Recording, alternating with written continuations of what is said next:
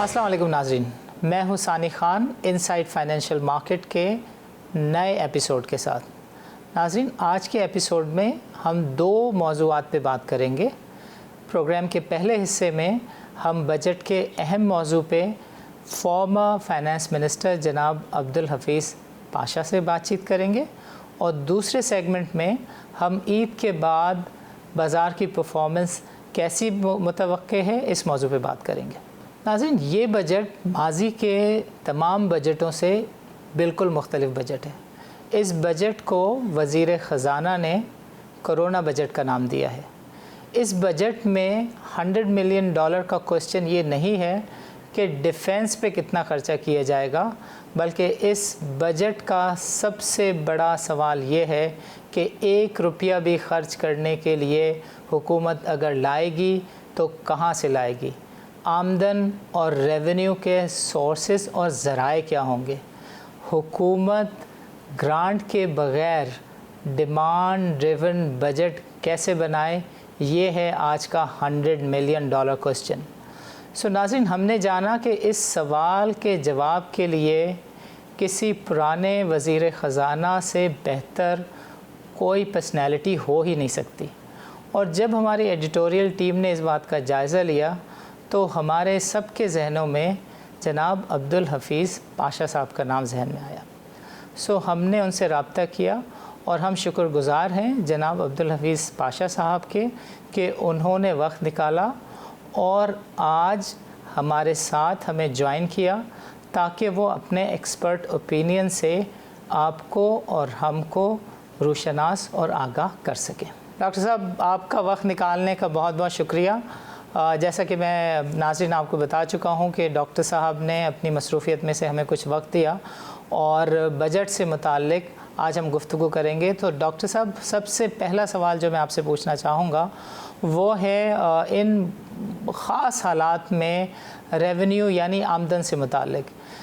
इस सिचुएशन में जबकि IMF आपसे कह रहा है कि 3.9 ट्रिलियन की जो फोरकास्ट है इसमें 30-35% का इजाफ़ा कर दिया जाए और इतने रेवेन्यू कलेक्शन का टारगेट जो है वो FBR को दे दिया जाए, तो डॉक्टर साहब सवाल ये पैदा होता है कि पिछले चंद सालों में हमने मुसलसल देखा है कि जो हुकूमती अहलकार हैं वो ये कहते रहे हैं कि कारोबारी सरगर्मियाँ कम थी तो इस वजह से रेवेन्यू कलेक्शन के टारगेट्स मीट नहीं हो सके।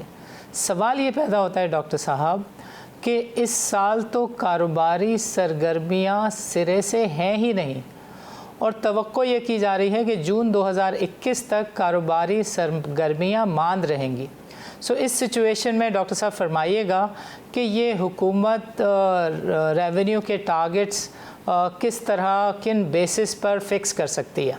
सबसे पहले तो मैं ये कह दूं बिस्मिल्लाहिर्रहमानिर्रहीम कि जो IMF ने टारगेट सेट किया है 5100 अरब का अगले साल के लिए, वो बिल्कुल ही गैर मुमकिन है।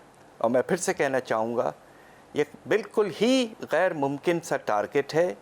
हमारे माशी हालात ऐसे हैं कि शरह नमू जो है हमारा वो दरअसल अब मनफी हो चुका है और इस साल आप देखें कि मनफी आशारिया तकरीबन 4% पे गिर चुका है। इन हालात में ये तवज्जो करना कि आप 1200 अरब का इजाफ़ा करेंगे एक साल में, ये एक तरफ से जिसे कहने की बात है कि शायद IMF को कैलकुलेशन करने में दिक्कत होती है या पता नहीं क्या वजह है। पिछले साल का ये जो साल ख़त्म हो रहा है उसका एक्सपीरियंस देखिए कि पिछले साल ये 2800 अरब के क़रीब था, आपने उठा के 5500 अरब का टारगेट दे दिया और कोरोना से पहले ही शॉर्टफॉल 600 अरब का हो चुका था, अब तकरीबन 1200 अरब का शॉर्टफॉल है। तो ये किस तरह की टारगेटिंग है ये कि ये जिसे कहते हैं ना, अगर मेरा कोई शागिर्द आके मुझसे ये कहता तो मैं उसे फेल कर देता इम्तिहान में, तो ये नामुमकिन सी बात है। डॉक्टर साहब, ये बात बहुत ही शद्दुमत से कही जा रही है कि हुकूमत को लाजमी तौर पर इस बजट को डिमांड ड्राइविंग बजट के तौर पर सामने लाना होगा। ڈاکٹر صاحب سوال یہ بنتا ہے کہ ان حالات میں حکومت کے لیے یہ کیوں کر اور کیسے ممکن ہوگا کہ وہ اس بجٹ کو ڈیمانڈ ڈریون بجٹ بنا سکے؟ حکومت ریسورسز کہاں سے لائے گی؟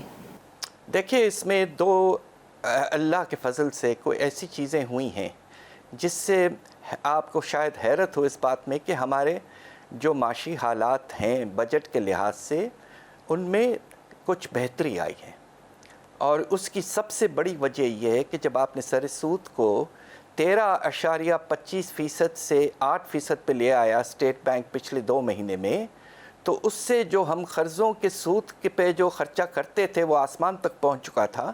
اب اللہ کے فضل سے چونکہ اتنی بڑی کمی آئی ہے سر سود میں، تو انشاءاللہ ہمارے بجٹ میں جو سیونگ ہوگی وہ تقریباً 950 ارب کی ہوگی۔ یہ بہت بڑا اماؤنٹ ہے، اور اللہ کے فضل سے آخر اسٹیٹ بینک آف پاکستان کو یہ بات سمجھ میں آئی اور انہوں نے کافی تیزی سے سر سود کو کم کیا ہے۔ دوسری طرف تیل کی قیمتیں جو گری ہیں، بہت ہی زیادہ گر چکی تھیں، گورنمنٹ نے یہ کیا کہ جو فائدہ ہے آدھا انہوں نے عوام کو پہنچایا، آدھا انہوں نے پیٹرولیم لیوی کے تحت اس کو بڑھایا ہے۔ اس کے نتیجے میں تقریباً 150 ارب کے ایکسٹرا ریونیو اگلے سال حاصل ہونے کے امکان ہیں۔ تو لہٰذا آپ کے پاس بجٹ میں جسے کہتے ہیں فسکل سپیس، یعنی کہ گنجائش جو ہے وہ 1100 ارب کی بڑھ چکی ہے۔ اب گورنمنٹ کی پالیسی یہ ہونی چاہیے کہ اس 1100 ارب کی سیونگ سے وہ آدھا کم از کم عوام کے ریلیف کے لیے لگائیں اور انسینٹیو دیں انڈسٹری کو، کوئی ٹیکس کی کمی کر کے، اور آدھا استعمال کریں بجٹ کے خسارے کو کم کرنے میں۔ تو اس لحاظ سے بجٹ اللہ کے فضل سے آنے والے سال کا کافی حد تک بیلنس ہو سکتا ہے۔ ڈاکٹر صاحب صورتحال یہ ہے کہ آئی ایم ایف اور پاکستان کی حکومت نے اپنی رضامندی سے آئی ایم ایف کے پروگرام کو ہولڈ کیا ہے، کیونکہ ہم ظاہر ہے کہ ان حالات میں اس کے ٹارگٹس کو میٹ ہی نہیں کر پاتے۔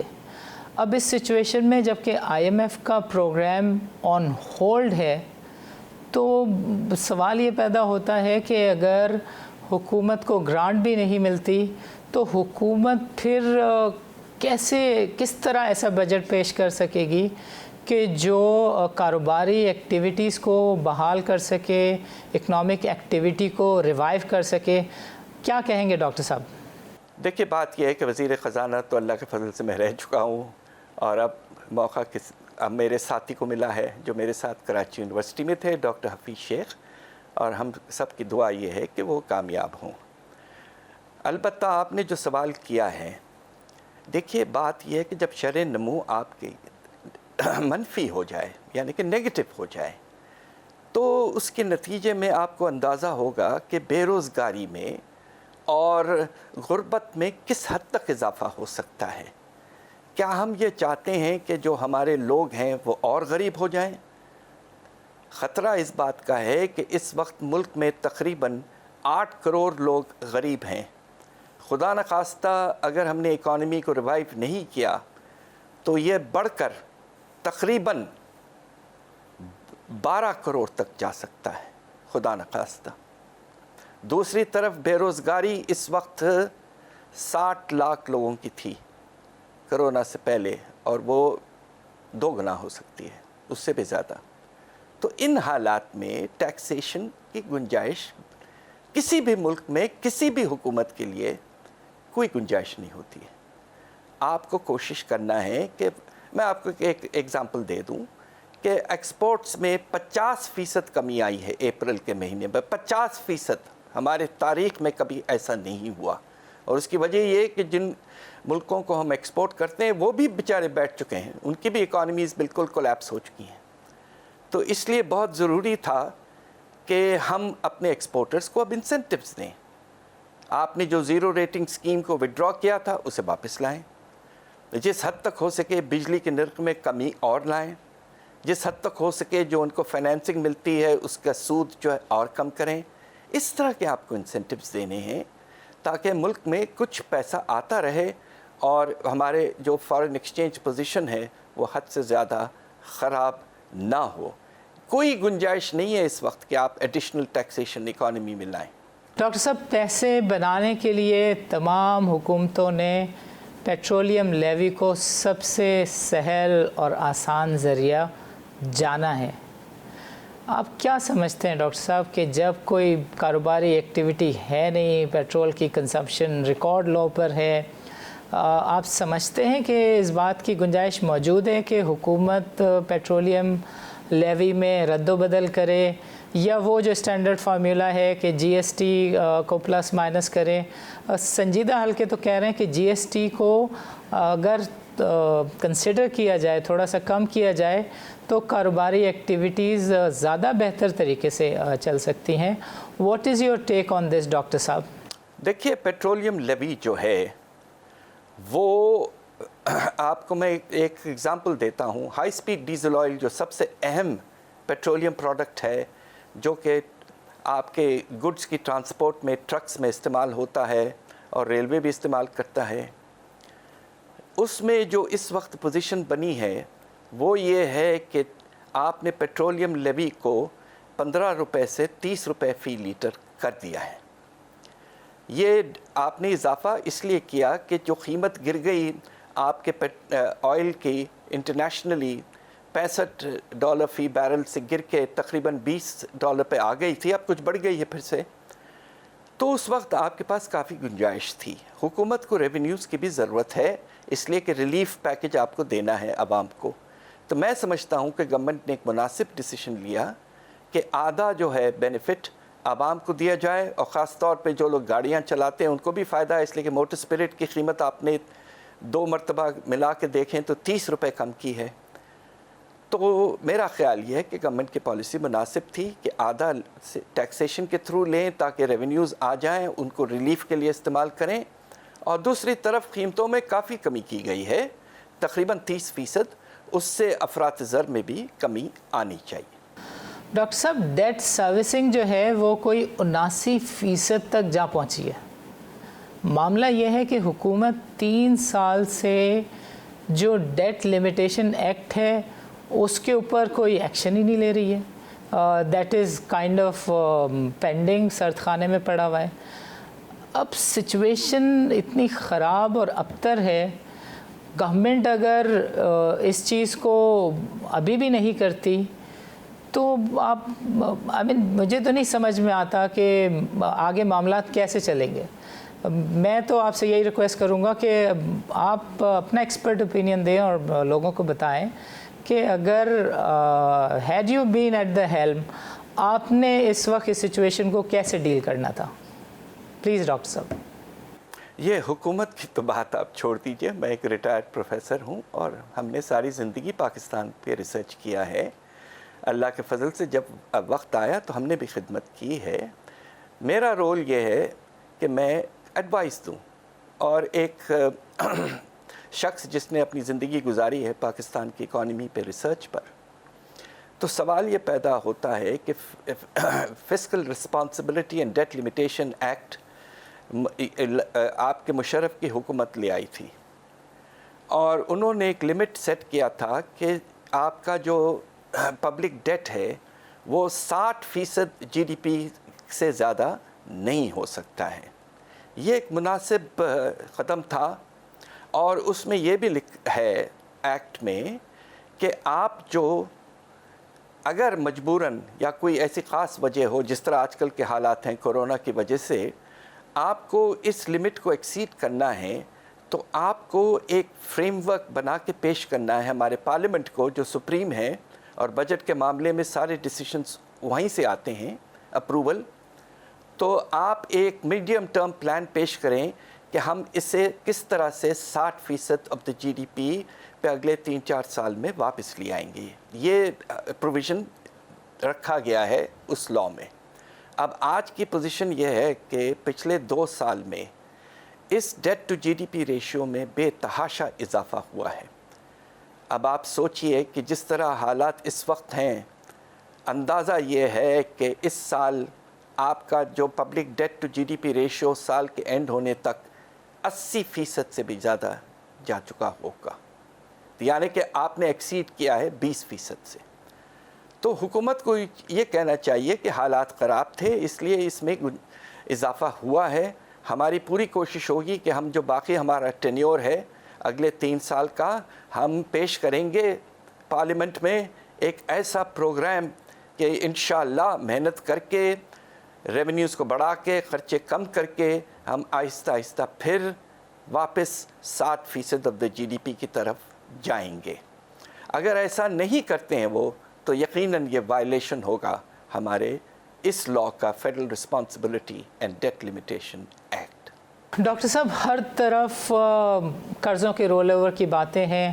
ہم نے دیکھا تھا کہ مشرف صاحب کے ٹائم میں شوکت عزیز صاحب نے دبا کے قرضے رول اوور کرائے تھے، اور آج اس کا برنٹ گورنمنٹس کو فیس کرنا پڑ رہا ہے.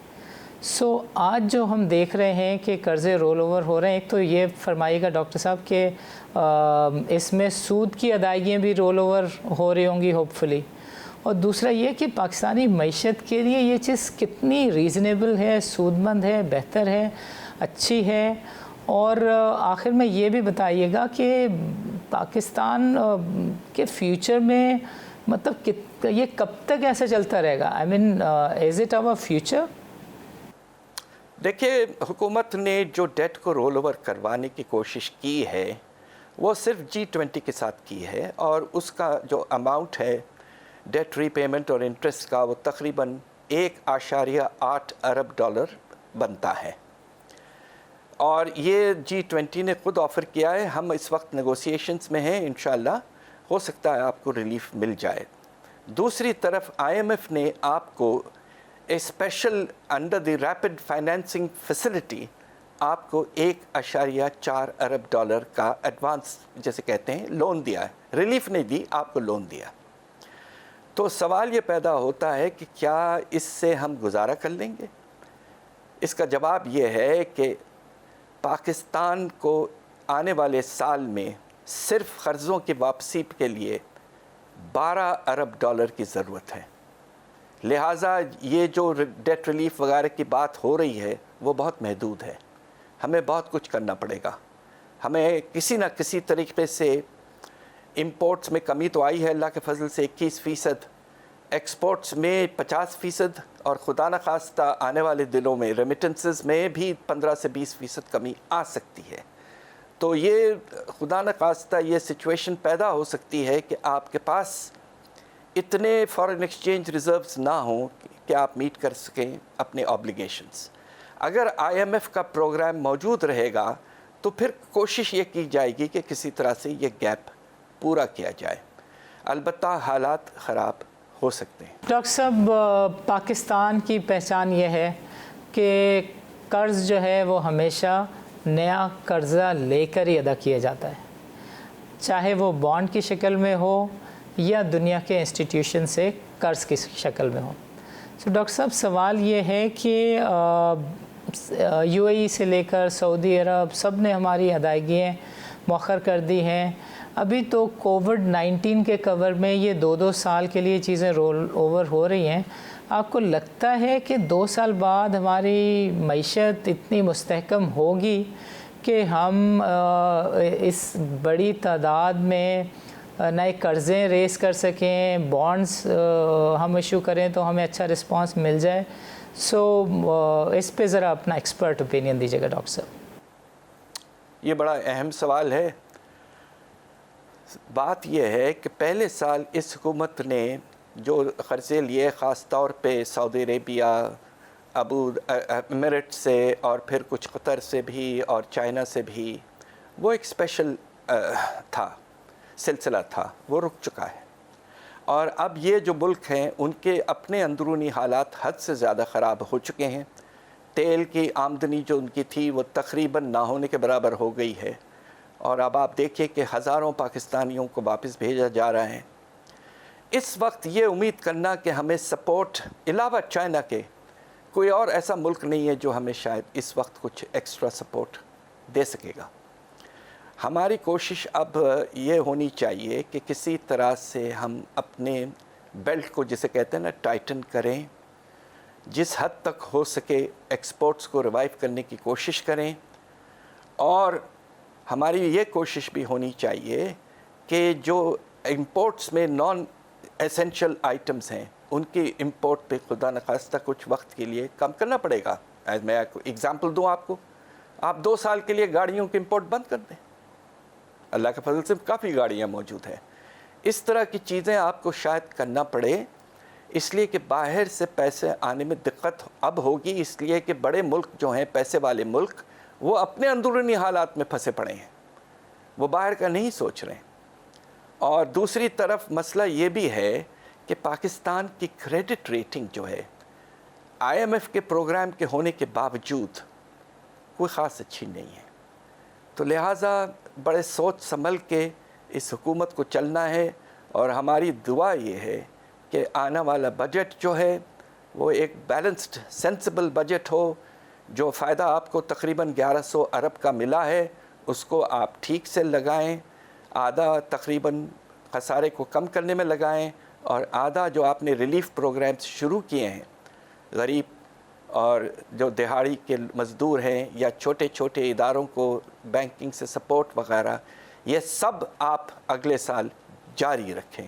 تو اللہ کے فضل سے وقت ایسا آئے گا شاید ان قریب کے پاکستان پھر سے آہستہ آہستہ نکل آئے. ہم سب کی یہ دعا ہے. ڈاکٹر صاحب, ادائیگیوں کے توازن سے لے کر انکم اور ڈیٹ کی مینجمنٹ سے متعلق سیر حاصل گفتگو, تجزیے اور ریکمنڈیشنز پر ہم آپ کا بہت بہت شکریہ ادا کرتے ہیں. آخر میں ہم آپ سے درخواست کریں گے کہ اگر آپ پاکستان کے پالیسی میکرز, اسٹیک ہولڈرز یا ایلیٹس کو کوئی میسج دینا چاہیں تو ہمارا پلیٹ فارم حاضر ہے. میں صرف یہ کہنا چاہتا ہوں کہ ہمارا جو امیر طبقہ ہے, اللہ کے فضل سے اللہ نے ہمارے امیر طبقے کو بہت عزت اور آمدنی اور ان کے حالات ابھی بھی اللہ کے فضل سے بہت بہتر ہیں. ان سے ہم یہ امید کرتے ہیں کہ وہ خود 2 طرح سے ملک کا ساتھ دیں. ایک تو پرائم منسٹر صاحب نے ایک ریلیف فنڈ شروع کیا ہے, مناسب فنڈ, جس میں انہوں نے یہ کہا ہے کہ کوئی شخص اگر 100 روپے دیتا ہے تو گورنمنٹ 400 روپے اس میں لگائے گی تاکہ وہ فنڈ 5 گنا ہو جائے ان کے کنٹریبیوشن کے لحاظ سے. دوسری طرف ہم نے ٹیکس بینیفٹس چیریٹیبل کنٹریبیوشنز کو بہت دیے ہوئے ہیں, اور ان کو ہم آنے والے بجٹ میں انشاءاللہ ان کو اور بڑھائیں. تو ہم یہ امید کرتے ہیں کہ پاکستان کی غریب طبقہ جو ہے اس وقت بے حد مشکل حالات میں ہیں. ہمارے ملک کے جو امیر طبقہ ہے جنہوں نے پاکستان سے بڑا فائدہ اٹھایا ہے, ہم سب کی ان سے گزارش یہ ہے کہ آپ اس وقت ملک کا ساتھ دیں, چیریٹیبل کنٹریبیوشنز دیں, اور آنے والے سال میں آپ اپنے ٹیکس ریٹرنز میں جو مناسب آپ کی انکم ہوئی ہے وہی بتائیے, ایویژن کم ہو. اور سب سے بڑی بات یہ ہے کہ جہاں بھی گنجائش ہو کہ ہم اپنے ٹیکس کے نظام میں کچھ اضافہ اس طرح کریں کہ امیر طبقہ جو اس ملک کا ہے وہ تھوڑا سا کچھ اور ٹیکس ریونیو میں اضافے کرنے میں ہماری مدد کریں.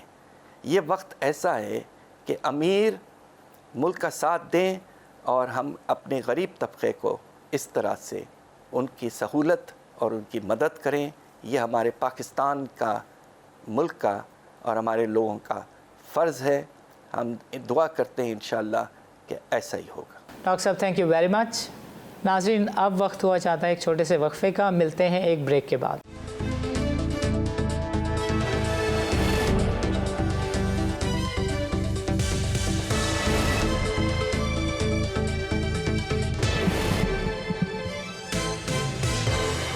Welcome back.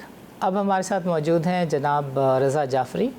He is the head of research of IMS securities.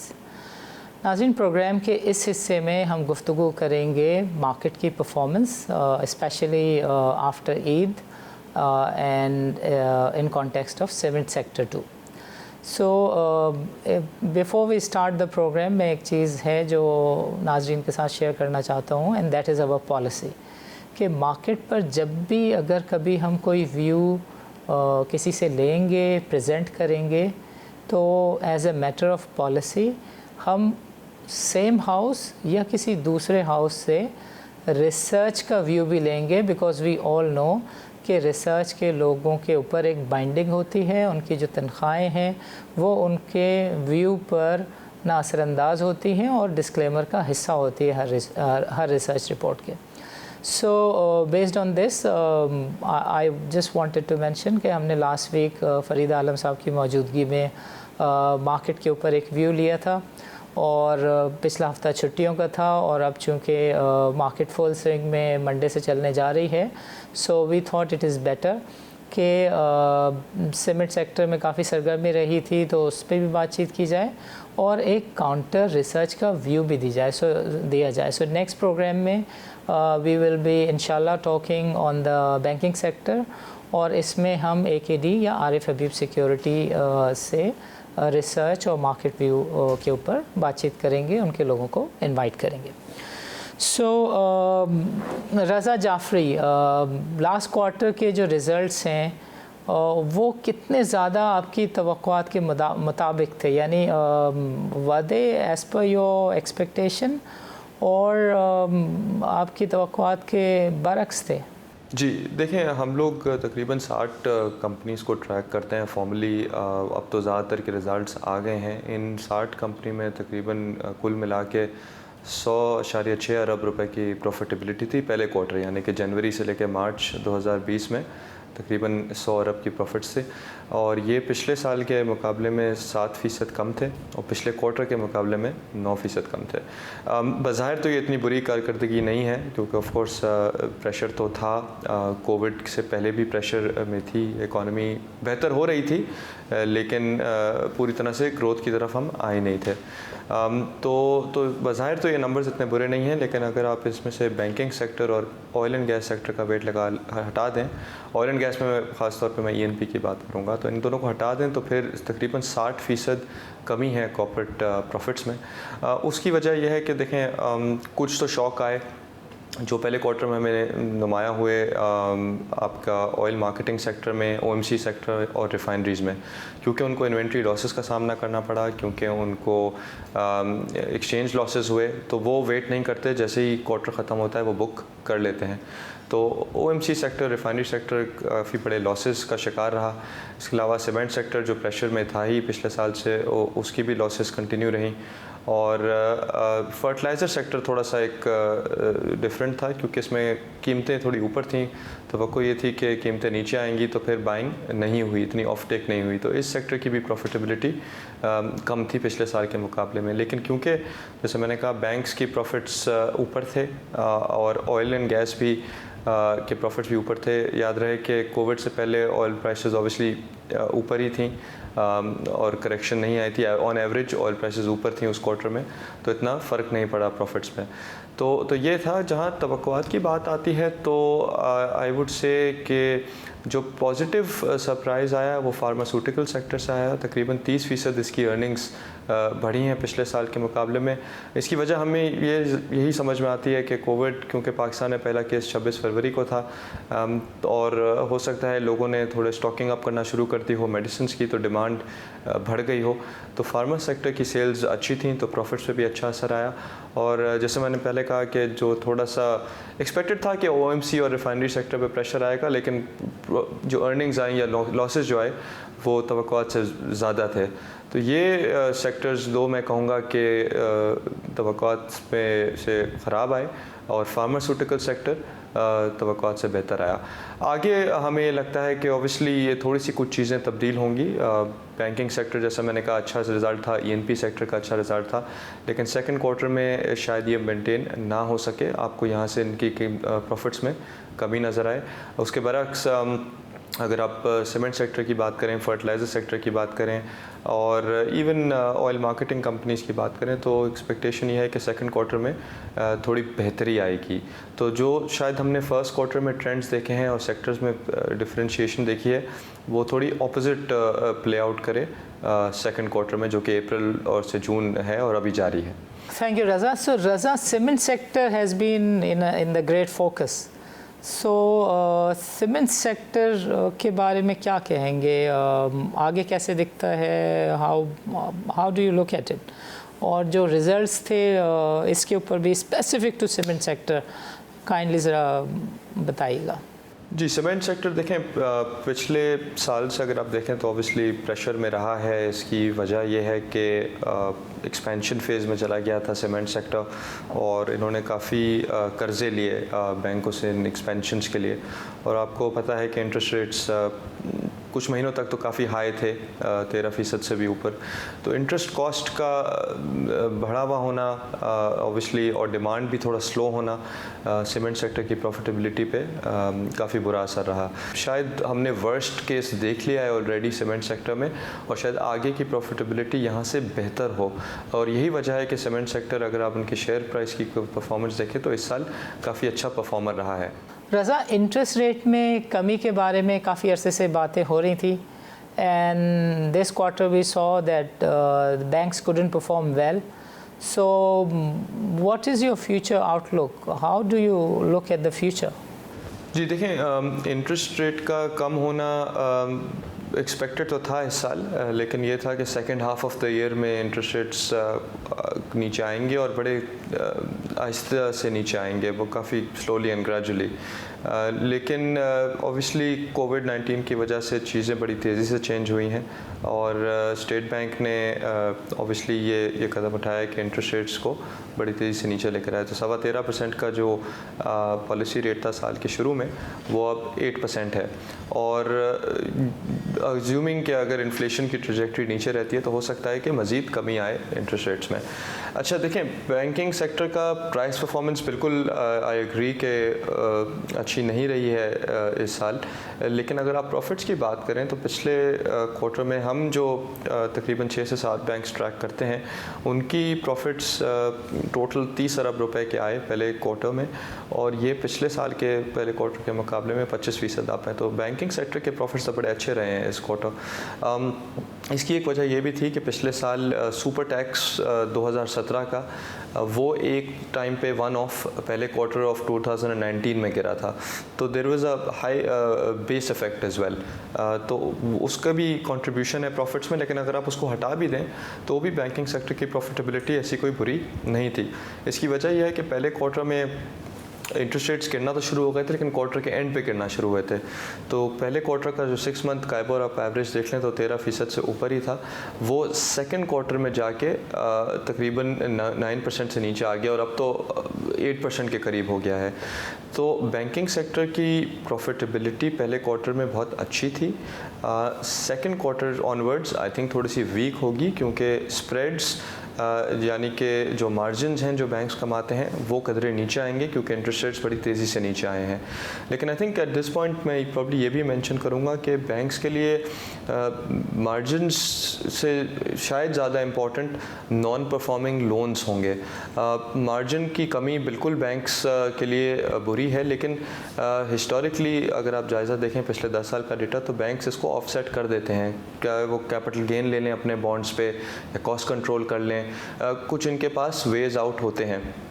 NPL اگر آتے ہیں تو وہ تھوڑا سا مشکل ہو جاتا ہے. تو اوبیسلی یہ سچویشن جو ہم گزر رہے ہیں کووڈ کی وجہ سے بڑی ٹرکی ہے اور آف کورس ایسٹ کوالٹی پہ پریشر آئے گا. لیکن اگر جیسے ہم دیکھ رہے ہیں کہ لاک ڈاؤنس ایز ہو رہے ہیں نہ صرف پاکستان میں بلکہ گلوبلی, اور اگر یہ چیز سسٹینیبل ہے تو ہو سکتا ہے کہ بورور پہ اتنا پریشر نہ آئے ایونچولی. تو نان پرفارمنگ لون اگر نہیں آتے تو یہ میں آپ کو ضرور کہہ سکتا ہوں کہ اگلے سال کے پروفٹس بہتر ہوں گے, لیکن before that happens second third quarter جو اس سال کا چل رہا ہے وہ تھوڑا سا ویک ہوگا بینکس کا before they come back on track. Raza, we recently saw that State Bank had restricted the banks not to issue any dividend payouts. So first of all, I think یہ بتانا چاہیے ناظرین کو کہ legally, logically, how does it sound like? Can they do that or not? اور دوسری چیز یہ بتائیے گا کہ بینکس کی پرفارمنس کو آگے آپ کیسے دیکھتے ہیں گوئنگ فارورڈ؟ جی ڈویڈنڈس کی موو تھوڑی سی سرپرائزنگ ہے personally if you ask me. دیکھیں ایسا نہیں ہے کہ پاکستان میں ہی یہ ہو رہا ہے, اسٹیٹ بینک کے علاوہ अगर आप इंडिया देखें, बांग्लादेश देखें, तो उसमें भी even some countries in Africa उनमें भी डिविडेंड पे मॉरेटोरियम लगाए हैं। हमारे स्टेट बैंक ने अगले 2 क्वार्टर्स यानी 6 महीने के लिए डिविडेंड्स कहा है कि बैंक्स ना दें। थोड़ी सी सरप्राइजिंग इसलिए है क्योंकि अगर आप बैंक्स की बैलेंस शीट्स देखें और कैपिटल स्ट्रेंथ देखें तो अभी भी मिनिमम रिक्वायरमेंट से काफ़ी ऊपर हैं। 16% प्लस कार है, मिनिमम रिक्वायरमेंट 12.5% थी, वो भी सेंट्रल बैंक ने कम करके 11.5% कर दी है। आई थिंक सेंट्रल बैंक के पास और भी एवेन्यूज़ थे जिसको वो टच कर सकता था डिविडेंड्स को कट करने से पहले। आई फील के जैसे मैंने कहा कि कार रिक्वायरमेंट 12.5 से 11.5 कर दी, इसको और टेम्परेरली रिलैक्स कर दिया जा सकता था।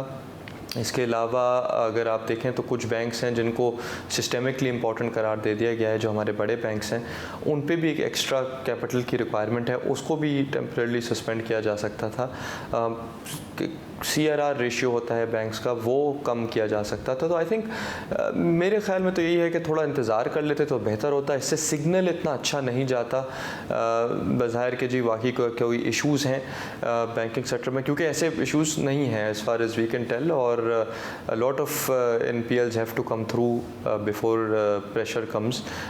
तो हमें लगता है कि थोड़ा सा प्रीएम्प्टिव कदम तो लिया है स्टेट बैंक ने, लेकिन थोड़ा इस केस में शायद इंतज़ार कर लेते तो बेहतर होता। बहरहाल प्राइस परफॉर्मेंस की अगर आप बात करें तो इतना ऐसा नहीं है कि बिल्कुल ही इन्वेस्टर्स ने रुख मोड़ लिया है बैंक से, ऐसी बात नहीं है। और पर्टिकुलरली क्योंकि मैंने कहा कि बाकी कंट्रीज़ में भी ऐसा हुआ है, तो आई थिंक पीपल अंडरस्टैंड कि थोड़ी एक्स्ट्राऑर्डिनरी सिचुएशन है और शायद इस एक्स्ट्राऑर्डिनरी सिचुएशन की वजह से इस तरह के स्टेप्स आए। बट आई स्टिल फील कि इस पर थोड़ा सा वेट किया जा सकता था। Raza, thank you very much on behalf of GTV and the team. I'm grateful for your time. Thank you जी, बहुत शुक्रिया, thank you for having me. नाज़रीन, आज के प्रोग्राम में हमने बजट और जून में और अगले क्वार्टर में मार्केट की कैसी परफॉर्मेंस रह सकती है स्पेसिफिक टू सीमेंट सेक्टर हमने गुफ्तगू की। बजट से मुताल्लिक हमें रहनुमाई हासिल रही डॉक्टर अब्दुल हफीज़ पाशा साहब की, जिन्होंने अमीरों के लिए किस तरह की चीज़ें हुकूमत करे, और इन हालात में जबकि रेवेन्यू कलेक्शन एक $100 मिलियन से ज़्यादा का मुश्किल और महंगा सवाल है, डॉक्टर साहब ने बेहतरीन तजावीज़ दी। उम्मीद की जाती है कि हुकूमत इन तजावीज़ पर गौर करेगी और इनकी रोशनी में बजट को तरतीब देगी। नाज़रीन, आपको बहुत बहुत शुक्रिया। मिलते हैं अगले हफ्ते एक नए एपिसोड के साथ। अस्सलामु अलैकुम।